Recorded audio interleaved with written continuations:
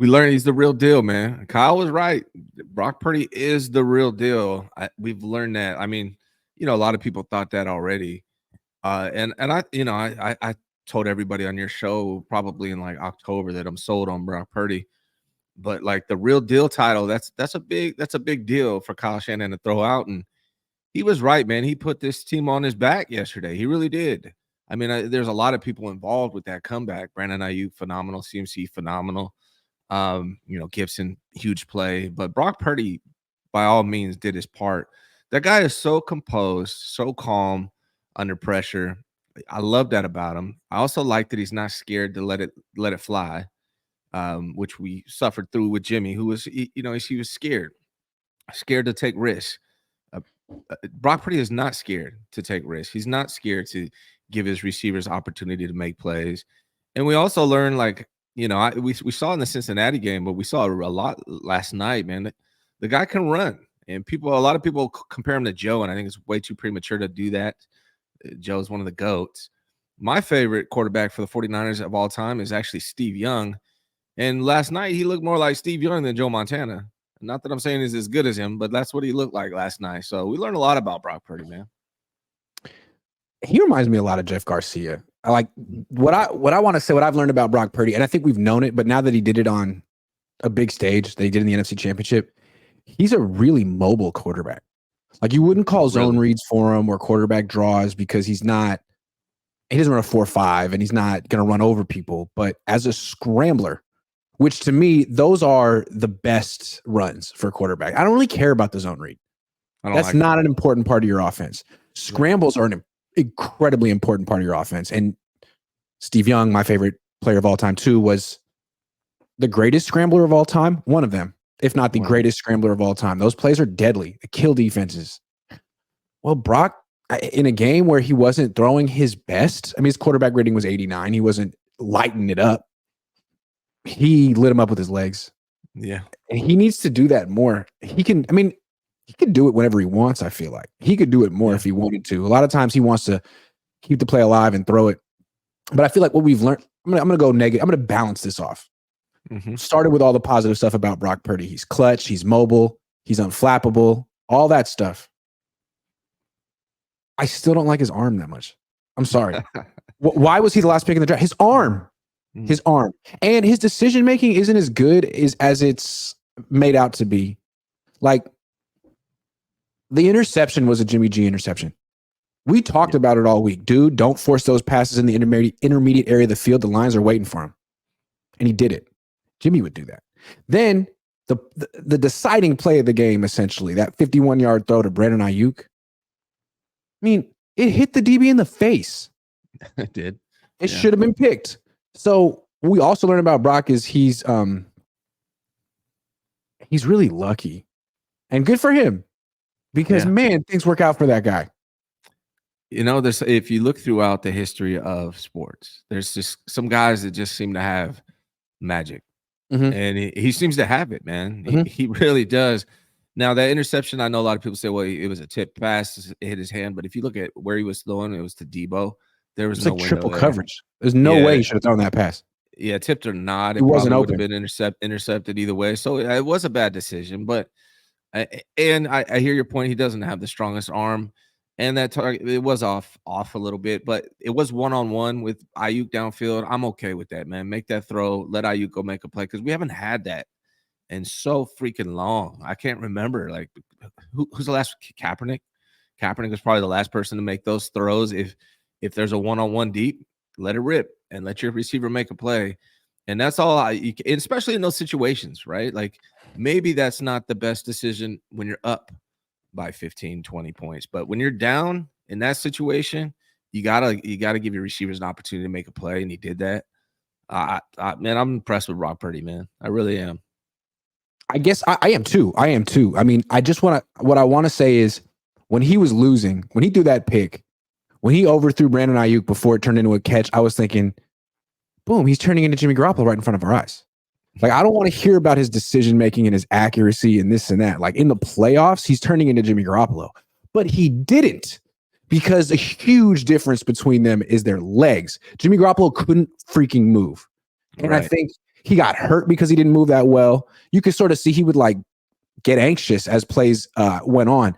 Brock moves so well. He's so confident, avoiding people. Like that throw to Jawan Jennings, it was almost like a jump shot. So cool. And to me, to win big in the NFL, in modern NFL, you have to be mobile. Have to. Yeah. And I think that was Jimmy's issue. He couldn't protect himself. He couldn't get away from the rush. Goff couldn't get away from the rush. Anytime he had to move his feet, it was bad news for the Lions.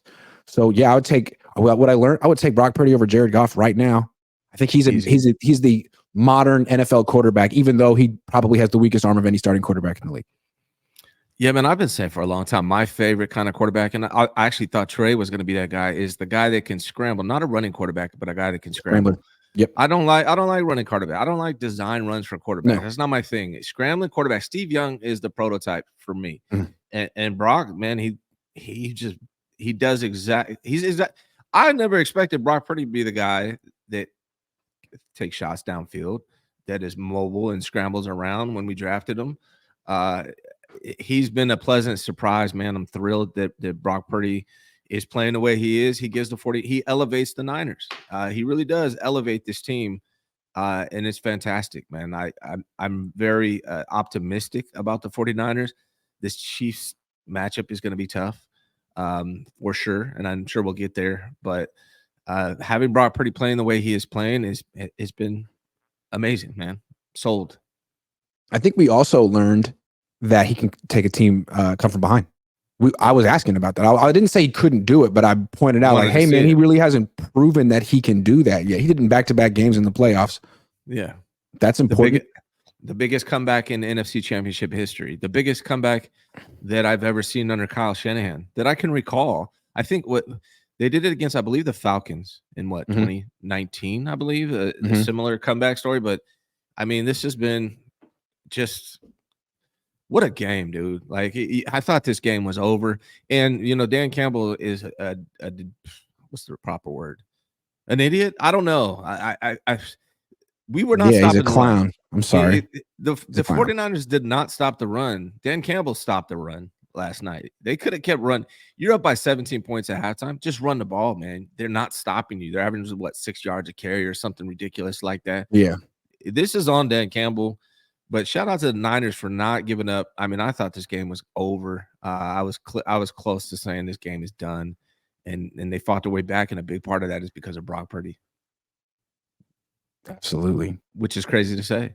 Yeah. Never expected it. Yeah.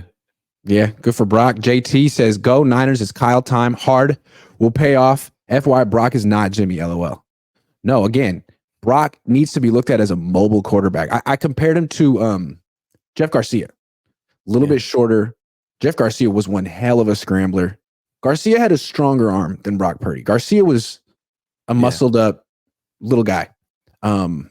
Purdy isn't yet, but they're quite similar. And if you put Jeff Garcia on this team, he'd have crazy numbers too. He does remind me of Jeff Garcia now that you bring it up, because Jeff could move too. I think that's the best comp. Yeah, it is a good one. It is a good one. Yeah, you're right. Jeff had a stronger arm, for sure. He could drive it. Yeah, he could. He could drive it. But he also had T.O., and I'm not sure. For sure. I'm not sure. Yeah, and so he had some good weapons.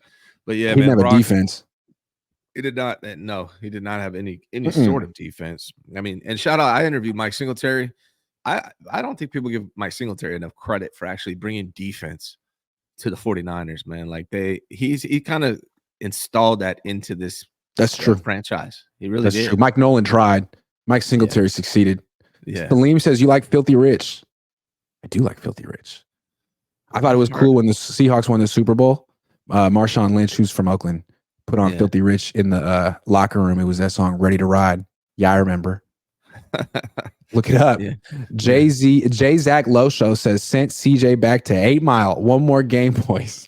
Just want to say you two are my favorites to watch, including Papa Cohn and Jesse. Haha, bang, bang. Am I the only person who finds Eminem like extremely corny? He is a little bit corny at this age. I thought it was hilarious. He's flipping off fans from the skybox in the first half. In the second half, he's like, we'll make some more emo songs about your ex-wife. I don't know. Salim Ingram, luck just at what luck just at gotta hold a couple more weeks. Just gotta hold a couple more weeks. Matthew Sanders, sneaking suspicion that Ayuk play would have been PI. No, the corner was making a play on the ball. They threw a flag and then they took it back. So Yeah. I'm not sure what it was, but yeah, I mean, and you know, he had a similar pass to Ayuk on the sideline. It was the same thing, right? But Brandon Ayuk turned into the corner on that play and had to break it up. So there were two passes like that to Ayuk in single coverage where Brandon Ayuk had to make a play. But I love it. Like I said, man, I love it. Take those shots, man. You watch other teams, they do it all the time. If it's one-on-one, your best receiver, throw it up there, let him make a play. Yeah. Am I the only one that remembers, though, that the fourth play of the game was a deep shot to Brandon Ayuk that was nearly intercepted by Cameron Sutton? Am I the only person that remembers that? That's what I'm saying. That's the play I'm talking about. Oh, okay. Right? Should I be petty enough to put out together a highlight reel of the near picks for? I'm not going to do it. That's not bad timing. Yeah. It's a bad time. I would have if they lost. Yeah. You're going to the Super Bowl, man. You're going to Vegas. That's exciting, bro. It is exciting, man. Have you ever covered Super Bowl week is exhausting, man. Covering that is You went to the last one, right? I did in Miami. Yeah, you're gonna be so you get to interview everybody, both teams, all of that, right? Dude, back then, so like I had no money when I was covering it. It was 4 years ago. I had no money. I'd just gotten married. I was hoping they would reimburse me. I was staying near the airport, which is a cool half hour from South Beach. And I just stayed in my room when I wasn't interviewing people and ate this. You know, when you go down to the hotel lobby, you can get like cheaper food that's been there for a day. Hella bagels and shit. Yeah. Yeah. I ate the been there for a day food for a week every day because that's all I could afford. Yeah. Good times. Is your wife going with you to Vegas? Nah, not this time, man. Not this time. Wow, you're gonna have a great time, man. That's awesome. You're gonna elite content coming from Grant Super Bowl week. Yeah, me streaming from a hotel room. It'll be fun. Funny Box 5544 says, do you think CJ Beathard could have done this?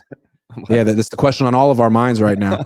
Justin Cheeseman. No. Justin Cheeseman says, Grant, time to call Brock elite. Your excuse was he hasn't come back in a game. Now you still won't call him elite. What does it take for you to say he's elite? Being elite. Because that's what it takes. When he's elite, I'll call him elite. He was elite last night. I'll give him that. He was elite last night. I will say that. He was. I mean, look at the second half, dude. You're losing by 17. Let me read it off, Grant. You're losing by 7. You're losing by 17. Look, you know I'm a realist, but I got to be real. You're losing. Hey, if you want to call him elite, that's your. Go ahead. Last night, second half of that game, 13 for 16, 174 yards, 1 touchdown, 132 passer rate, and 3 scrambles for 50. How many yards? How many yards? 174 in the second half. Okay, and 51.